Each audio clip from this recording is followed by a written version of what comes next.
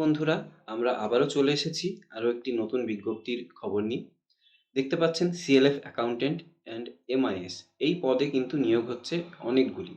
তো প্রথমে আমরা চলে যাব আপনাদের যোগ্যতা কি কি লাগবে। প্রথমত আপনাদেরকে মহিলা হতে হবে এবং আপনার বয়স কমপক্ষে 21 থেকে 40-এর মধ্যে হতে হবে।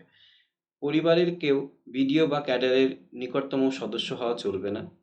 সঙ্গে ন্যূনতম শিক্ষাগত যোগ্যতা কিন্তু আপনাদের এখানে চাওয়া হয়েছে কমার্স স্ট্রিমে, এইচএস বা গ্র্যাজুয়েশন, ঠিক আছে?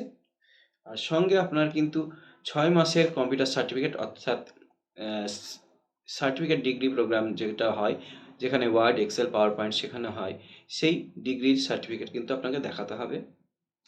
এবং WBSRLM এটি একটি স্বনির্ভর দলের বা উপসংহর খাতাপত্র লেখার অভিজ্ঞতা বিগত 2 বছরের থাকতে হবে। এটা অবশ্যই আপনাদেরকে মাথায় রাখতে হবে। আনন্দধারা প্রকল্প যেটাকে বলা হচ্ছে, স্বনির্ভর একটি গোষ্ঠী, সেখানে 2 বছরের অভিজ্ঞতা থাকলে আপনি অগ্রাধিকার পেয়ে যাবেন। এবং এরপরে আসছে দেখুন, এটি একটি কমপক্ষে বিগত 2 বছরের সদস্য পদের অভিজ্ঞতা থাকতে হবে। কমপক্ষে একবার ঋণ গ্রহণ করে থাকতে হবে এবং ঋণ খেলাপি হওয়া চলবে না, অর্থাৎ ঋণ নিয়ে ঋণ পরিশোধ করতে হবে। স্থায়ী ভাষায় দক্ষ হতে হবে, অর্থাৎ বাংলা ইংলিশ বলতে জানতে হবে এবং লিখতে জানতে হবে। কাজের প্রয়োজন অনুযায়ী বাইরে যেতে পারেন।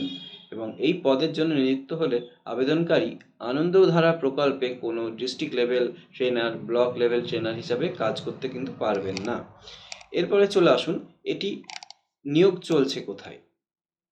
দেখুন, এটি হচ্ছে আলিপুরদুয়ারে, ঠিক আছে? এখানে এই শূন্য পদ রয়েছে ব্লক বা সংঘ সমবায় অনুসারে এতগুলি, প্রায় 60 থেকে 64টা এখানে পদ রয়েছে। এবং বিভিন্ন ব্লকে, যেমন কোন কোন ব্লক একবার দেখিয়ে দিই। আলিপুর 1-এ দেখতে পাচ্ছেন 11খানে ভ্যাকেন্সি রয়েছে। আলিপুর 2-তে 11টি আছে। এবং মাদারিহাট বীরপাড়া যেটা বলছে, সেখানে 8টি মতো ভ্যাকেন্সি রয়েছে। এটি আপনাকে কিন্তু সম্পূর্ণ অফলাইনে অ্যাপ্লাই করতে হবে। এছাড়া ফালাকাটাতে 10টি, কালচিনিতে 11টি, কুমড়োগ্রামে 11টি। এর সঙ্গে দেখুন কিছু শর্ত দেওয়া রয়েছে। আবেদনকারীকে অবশ্যই পঞ্চায়েতি রাজ সংস্থা, অর্থাৎ পঞ্চায়েত, পঞ্চায়েত সমিতি, জেলা পরিষদের পদে থাকা চলবে না, ঠিক আছে? কিংবা এই পদের জন্য নিযুক্ত হলে এই সংঘের পদাধিকারী বা এই ধরনের অন্য কোনো স্টাফ দায়িত্বে পালন করা চলবে না। এই পদের জন্য নিযুক্ত হলে আইসিডিএস, আশা, ভিআরপি কর্মী হিসাবে বা কোনো সরকারি সংস্থা বা বেসরকারি সংস্থা, এনজিও যাকে বলছি আমরা, কর্মী হিসাবে কাজ করা কিন্তু চলবে না। এরপরে চলে আসুন, পরীক্ষা প্রক্রিয়া আপনাদের কেমনভাবে হবে।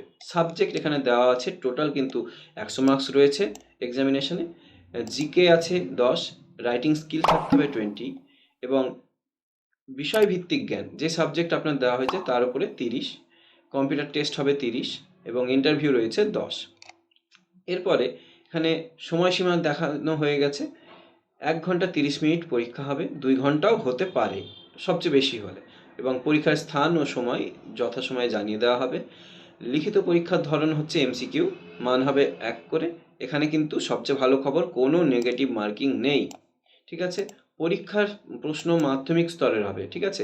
আপনি এখানে এইচএস অ্যাপ্লাই করছেন বা গ্র্যাজুয়েশন হয়ে অ্যাপ্লাই করছেন, কিন্তু লেভেল কিন্তু মাধ্যমিকের হবে।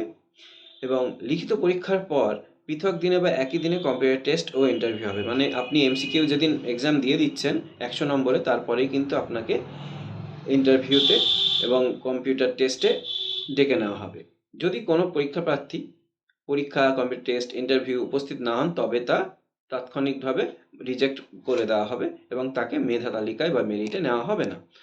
আবেদনপত্র জমা দেওয়ার স্থান, কিভাবে আপনারা আবেদনপত্রটি আবেদন করবেন।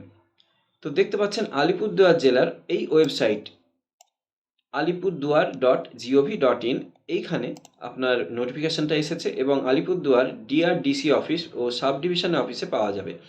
অর্থাৎ এই যে নোটিফিকেশনটি রয়েছে, সেটা আপনাকে এই অফিস থেকে কালেক্ট করে নিতে পারেন। প্রয়োজনীয় নথিপত্র বা আপনার এখানে কি কি লাগবে সেটা একবার দেখে নিই। আপনার প্রথমত মাধ্যমিকের অ্যাডমিট কার্ড, ঠিক আছে? বা আপনার বয়সের প্রমাণপত্র, শিক্ষাগত যোগ্যতার প্রমাণপত্র, যেমন সার্টিফিকেট, মার্কশিট, কম্পিউটার সার্টিফিকেটের প্রমাণপত্র, বাসস্থান, ভোটার কার্ড, আধার কার্ড। যে আনন্দধারা প্রকল্পে কাজ করেছেন, ঠিক আছে, তার কিন্তু একখানা এক্সপিরিয়েন্স সার্টিফিকেট অবশ্যই দেখাতে হবে, ঠিক আছে। এবং আনন্দধারা প্রকল্পে স্বনির্ভর দলের সদস্য প্রমাণপত্র হিসাবে কিন্তু আপনাকে NRLM একটি সার্টিফিকেট হয়, যেটি জেরক্স কপি এবং সমস্ত নথি সেলফ অ্যাটাস্টেড করে আপনাকে অবশ্যই সিল করা একটি খামের মধ্যে আলিপুর সাব ডিভিশন অফিসে রাখা নির্দিষ্ট বক্সে জমা দিতে হবে। এবং খামের উপর নিজস্ব ঠিকানা, ব্লকের নাম, শিক্ষাগত শংসাপত্র অর্থাৎ সার্টিফিকেট রাজ্য বা কেন্দ্রীয় সরকার দ্বারা নির্ধারিত স্বীকৃত অনুষ্ঠান থেকে নিতে হবে, ঠিক আছে। আবেদনপত্র জমা দেওয়ার শেষ তারিখ 27শে মার্চ 2026। এটা সম্পূর্ণ আপনাকে সেখানে গিয়ে অফলাইনে জমা দিতে হবে এবং একটি এনভেলপের মাধ্যমে আপনাকে এটা জমা করে আসতে হবে।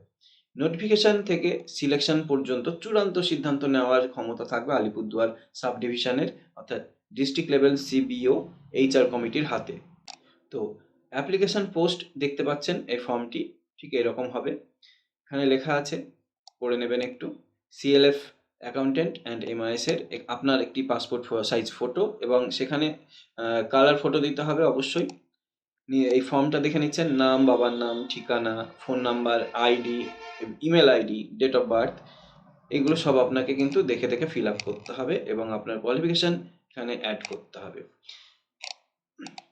এবং নিচে নিজের সিগনেচার করে কি কি ডকুমেন্ট অ্যাটাচ করেছেন সেলফ অ্যাটাস্টেড করে সেগুলো আপনাকে এখানে চেক বক্সে চেক করে দিতে হবে এবং নির্দিষ্ট জায়গায় আলিপুরদুয়ারের সেই ঠিকানায় জমা দিয়ে আসতে হবে। আজকে যেই অ্যাপ্লিকেশনটা দেখতে পাচ্ছেন, এইটার PDF কিন্তু আমি আমার কমেন্ট বক্সে দিয়ে দেবো। সেখানে লিঙ্ক থেকে আপনারা কিন্তু এই ফর্মটি ডাউনলোড করে নিতে পারেন এবং ফর্ম সাবমিট করতে পারেন। ধন্যবাদ।